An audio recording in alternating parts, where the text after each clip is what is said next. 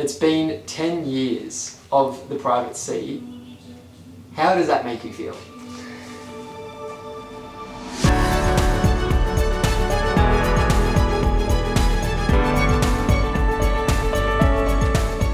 It makes me feel 10 years older. Old? It's 10 years of pride and hard times and good times, and it seems like a long time, but it's just flown by. Considering what we've achieved in that 10 years, we've built 2 float centres with never having been in business before, understanding what business was about. But it's not just the business side of the 10 years, it's the growth that has occurred in both me and I know Lynn and also you. It feels good. It feels really good. It's knowing that we're still here after 10 years and still going strong makes me feel pretty ecstatic.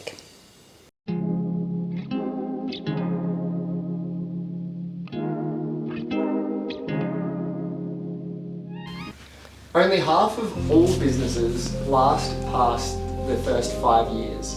What do you think the recipe of success is for the private sea? Well, being an ex-chef, that's a good question because I do like my recipes. The recipe for success, I don't know what the recipe for success is. I think we've got what people need. I think people come here for their mind, their body, their soul, their spirit, and we cater for all that.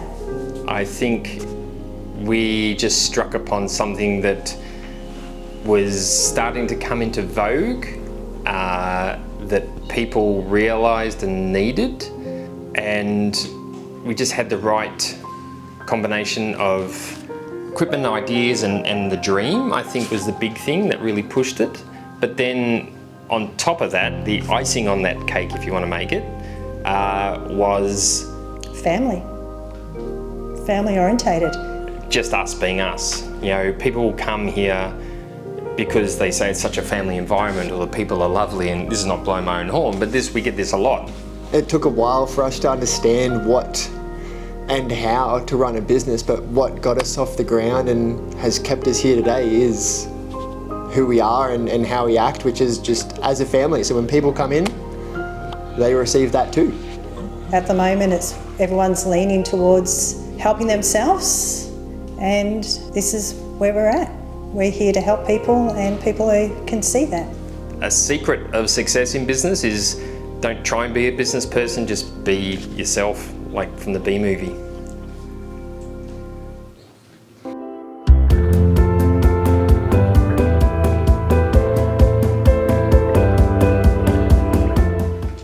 What urged you to start a flotation centre in 2014? I get this one a lot.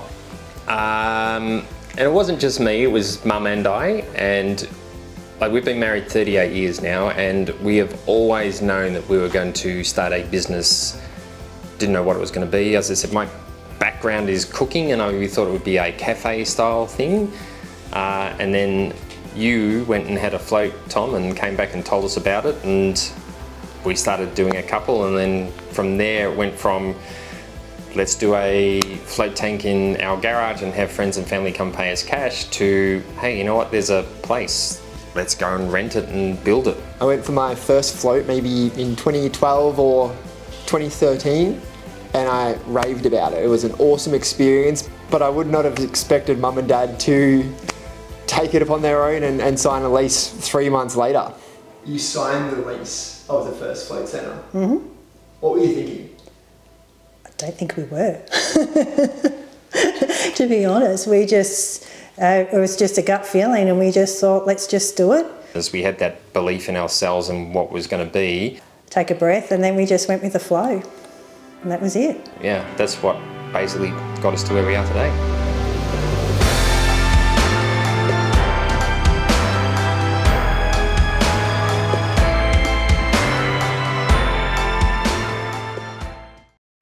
What do you miss about the old centre?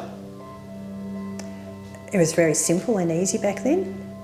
There was just Dad and I, and there was no practitioners, there was no you.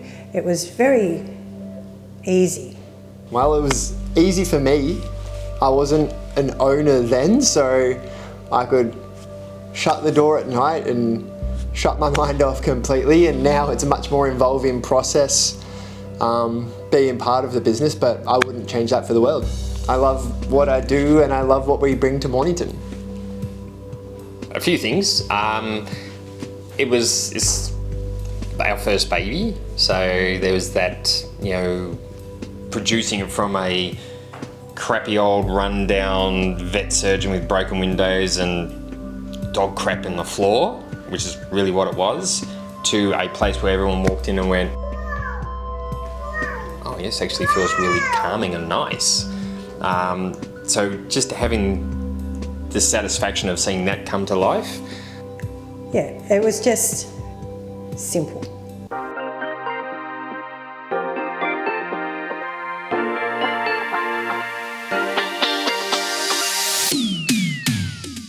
We moved to Satu Way 5 years ago. What was the deciding factor to grow?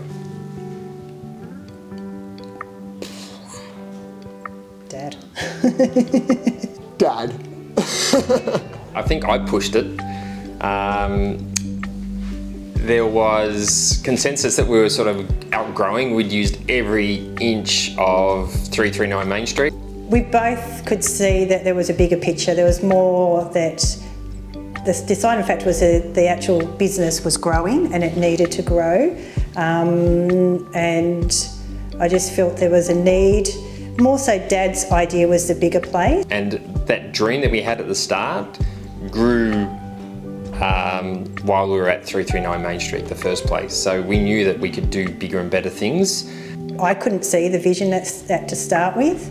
And then over time, with Dad and you showing me the way and the vision, I could see that this was a needed spot. This was a needed place for Mornington.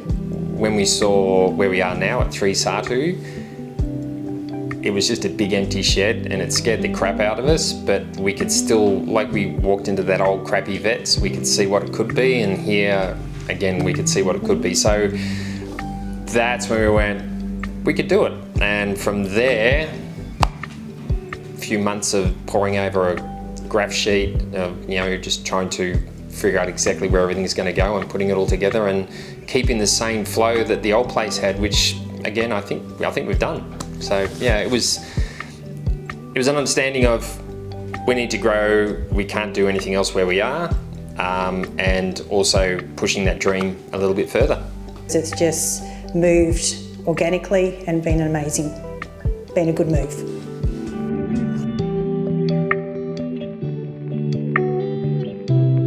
What excites me about the future of 3 Satu? We have still got room to grow and have new services put in.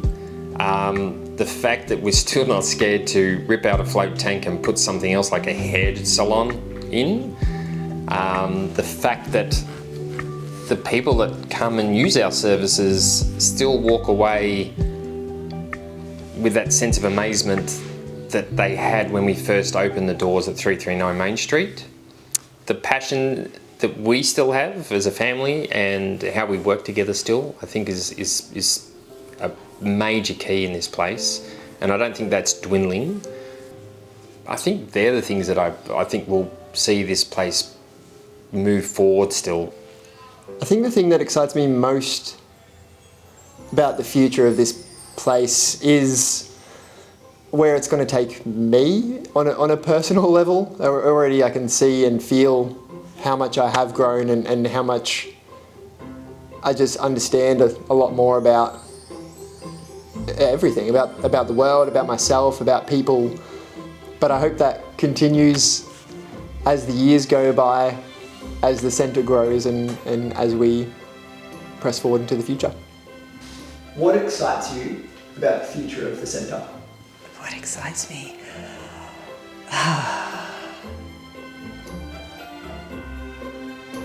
There's no stopping us.